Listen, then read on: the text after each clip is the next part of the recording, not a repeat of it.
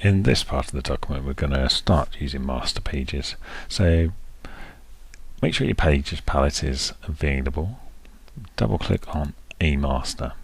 That will bring the A master spread to your screen. Now if this panel is in the way at this point, you can feel free to collapse it.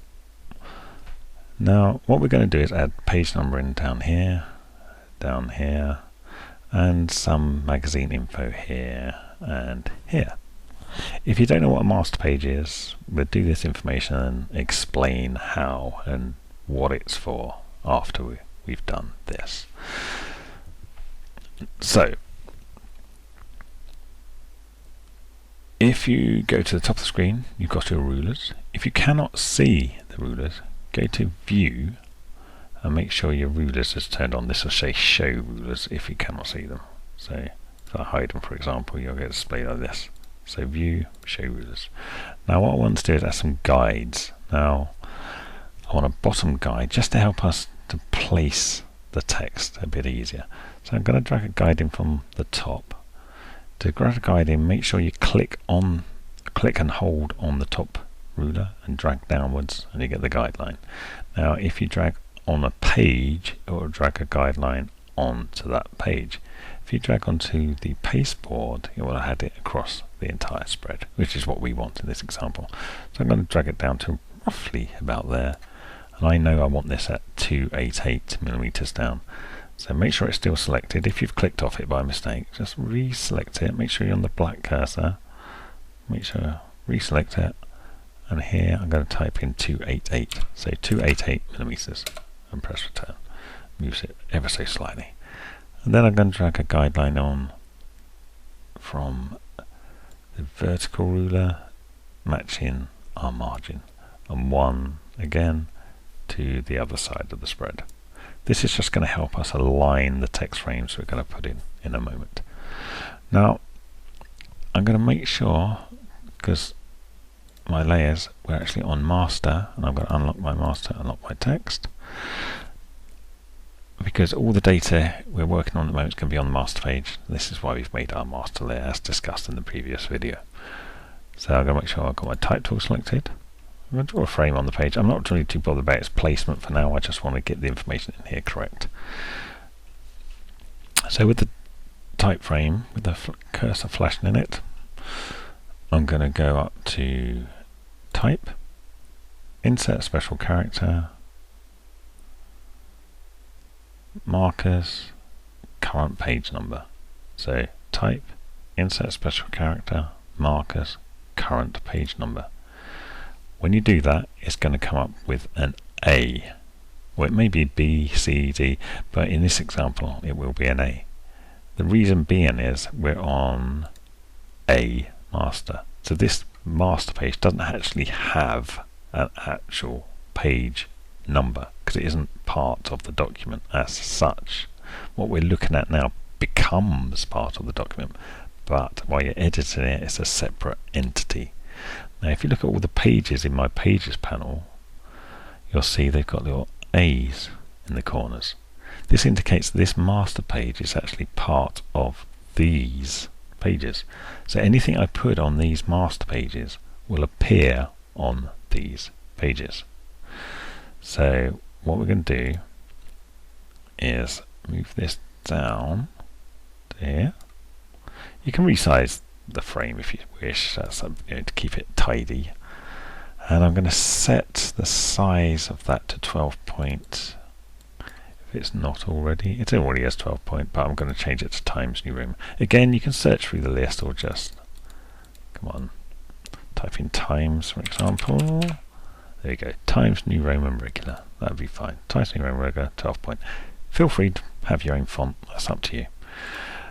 And once I've done that, I'm going to duplicate this for this side. You can just do copy paste, but on the PC if you hold down the Alt key you get this double headed arrow.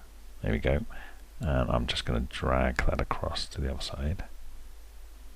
Come on, snap. It's not wanting to snap, I'm just going to let go for now and then reposition.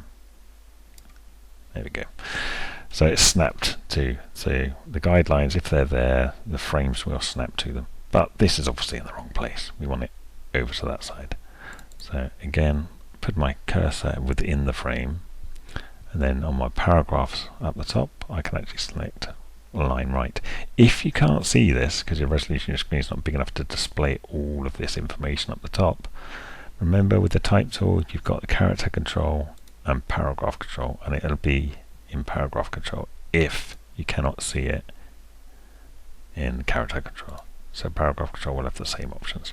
So you want to align right. So it's just going to move over to the right hand side. So that's our page number sorted. And if you're worried about that, thinking I'm not too sure he's done there, we jump to page 2-3 within our document, you'll see page number 2 and page number 3 has appeared. So if I just make sure nothing's selected, take my print preview, there we go, page 2, page 3. Because this is part of these pages. It's like a glorified header and footer, if you know, yes, as you do know what they are from Word, but it encompasses the entire page. So I'm going to jump back to my A master, come out of preview mode. What we're going to do next is add, actually we're going to create a new master page based off of this master page. So you can have nestled master page. So this is a very basic master page. All it contains is page numbers, nothing else. So we're going to create a new master page. So we already know how to make pages, you just add them down the bottom, but we want a new master page. So I'm going to go up the top here, click, and go new master.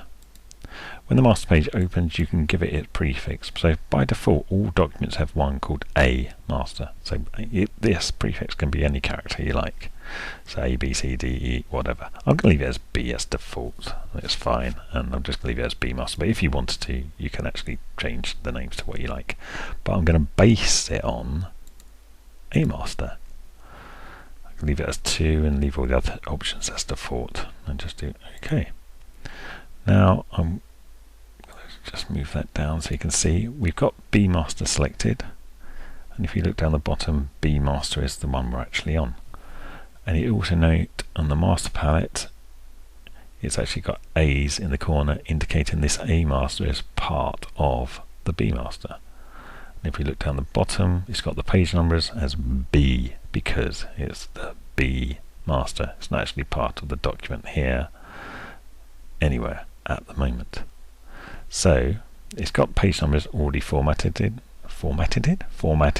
because it's part of the A master is on it. But we're going to add some extra information. I'm going to drag another guideline down. I'm going to just eyeball this one this time. So roughly there, 10 millimeters I've done it. And we're going to have another text frame. We just double check we are on the correct layer still. Let's just draw one in, roughly that sort of size, and I'm just going to type in mag issue 1 July 2021. Yeah, that'll do. I'm just going to resize this frame a little bit. I'll make sure it sits on the line. And then the same trick as before. You can do copy, paste, i.e. Control C, Control V, and your Command C, Command V, and drag a copy onto the other side. And again, we're just going to align it to the right. Check our print preview. Remember our W key? We're all happy. And now we're going to apply this master page. So if we go back to our pages palette, apply this master pages to pages 4, 5, 6 and 7. To apply it, you simply drag a page or one of the master pages onto the page you wish to apply it to. So I've applied it to that page. So if I jump to page 4, 5, it may look the same. But we notice the page numbering is working fine, but this one, because it's got the B master applied to it, is also containing the magazine issue data. So I want to apply that to these ones, so I'm just going to drag this onto, I'm trying to get it to go onto both at the same time. There we go. didn't work. I'll just do it manually then. Oops, yeah, so B master. Now, once we've done that, you can edit and change the master pages as you go along as much as you like. So I'm going to actually jump back to the B master. So I've double clicked B master, and down the bottom it shows B master still. But I actually want the columns here to be different. I want 6 columns on this layout. So I'm going to go into layout, go to margins and columns, and actually change it to 6. 6 is very over the top, shall we say, for this layout. It only really needs to be 2 for the design we're doing. But I'm doing it on purpose so you can see that the columns you can use as a grid layout. There's a video later on that explains what grid layout is. It's a nice trick to know and to think about when you're actually doing layouts. So we're going to use 6 as a way of showing that you don't have to use the columns as such. You can use it as an advantage on how to lay things out. So we're going to use 6. The gutters and that we're going to leave all as is. And just do OK. If you don't remember, the gutter is the space between the columns. Let me just do OK. Now if we go back to our document, remember we're actually on the master page at the moment. So if we go back to page 4, 5 or 6, 7, where we added all of these to, you'll see the columns have been added to those pages. So the correct page numbers are now showing. So 2, 3 for example has only got the A master applied. 4, 5 has the B master applied, which has the column layout and the magazine issues data and the page number. So if we move any of these around, shuffle the pages around, that data will always stay there. So that's your introduction to master pages. They can be as complicated or as simple as you like, but they can hold various different layouts depending on your style or your document you are currently working on.